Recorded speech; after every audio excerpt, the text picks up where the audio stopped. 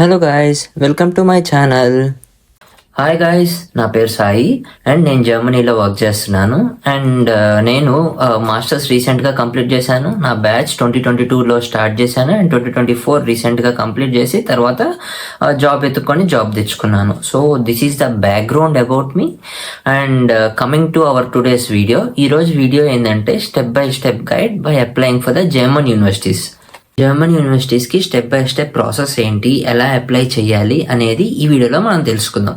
So before going into the topic, ముందు మనం అసలు జర్మనీకి ఎడ్యుకేషన్ మనం ఎందుకు ప్రిఫర్ చేసుకోవాలి. చాలా కంట్రీస్ ఉన్నాయి కదా, దాన్ని ఆప్షనల్గా పెట్టుకొని జర్మనీని మనం ఎడ్యుకేషన్కి ఎందుకు ప్రిఫర్ చేసుకోవాలో ముందు మనం తెలుసుకోవాల్సిన ఫస్ట్ పాయింట్.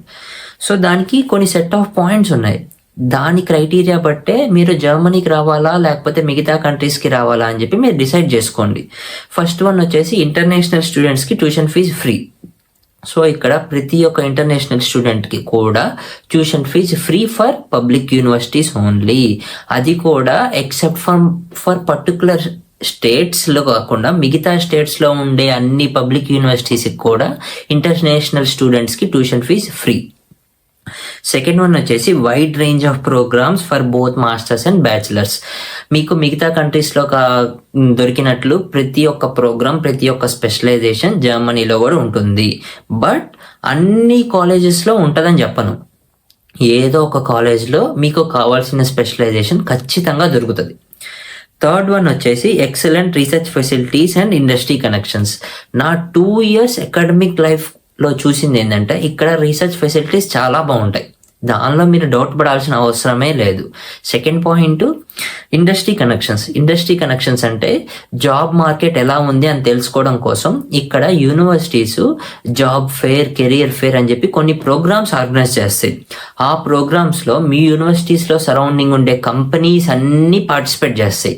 సో మీరు డైరెక్ట్గా కంపెనీలో ఉండే ఎంప్లాయీస్ దగ్గరికి వెళ్ళి జాబ్ మార్కెట్ ఎలా ఉంది, ఈ పొజిషన్ నేను ఫ్యూచర్లో చేయాలనుకుంటున్నాను, దీనికి మార్కెట్ ఎలా ఉంటుంది, మీ కంపెనీలో జాయిన్ అవ్వాలి అంటే ప్రాసెస్ ఏంటి అని చెప్పి ప్రతి ఒక్క కంపెనీ దగ్గరికి వెళ్ళి తెలుసుకోవచ్చు.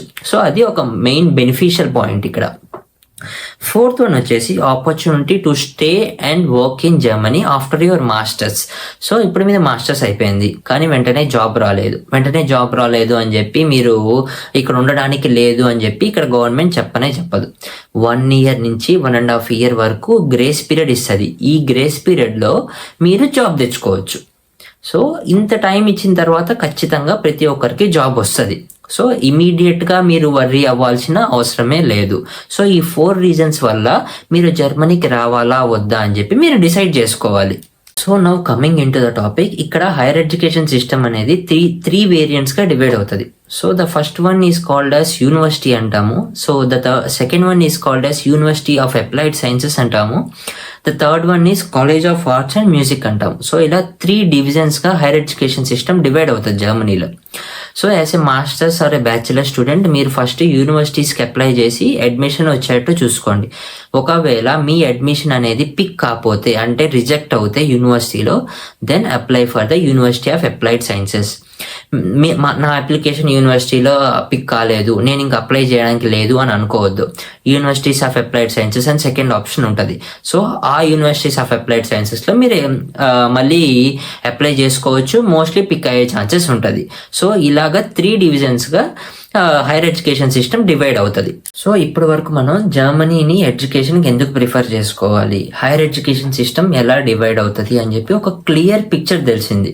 సో ఇప్పుడు మనం ఏం తెలుసుకోవాలి అంటే ఏ యూనివర్సిటీ సెలెక్ట్ చేసుకోవాలి, ఆ యూనివర్సిటీలో ఏ స్పెషలైజేషన్ తీసుకోవాలి, మన బ్యాక్గ్రౌండ్కి ఆ స్పెషలైజేషన్ మ్యాచ్ కాకపోతే అప్పుడు మనం ఎలా అప్లై చేయాలి, అండ్ అడ్మిషన్ రిక్వైర్మెంట్స్ ఎలా ఉంటుంది, ప్రిపరేషన్ ఆఫ్ యువర్ అప్లికేషన్. మీరు అప్లై చేసేటప్పుడు ఒక యూనివర్సిటీకి అప్లికేషన్లో కావాల్సిన డాక్యుమెంట్స్ ఏంటి, మ్యాండేటరీ డాక్యుమెంట్స్ ఏంటి, అండ్ అప్లికేషన్ ప్రాసెస్ ఎలా ఉంటుంది, వీసా ప్రాసెస్ ఎలా ఉంటుంది అని చెప్పి స్టెప్ బై స్టెప్ ప్రొసీజర్ మనం చూద్దాం. బట్ ఒకే వీడియోలో నేను అంతా ఎక్స్ప్లెయిన్ చేయలేను కాబట్టి నేను సిరీస్ ఆఫ్ వీడియోస్ లాంచ్ చేస్తాను. దాని ప్రకారం మీకు ఒక్కొక్క స్టెప్ ఒక్కొక్క వీడియోలో డీటెయిల్డ్గా ఎక్స్ప్లెయిన్ చేస్తాను.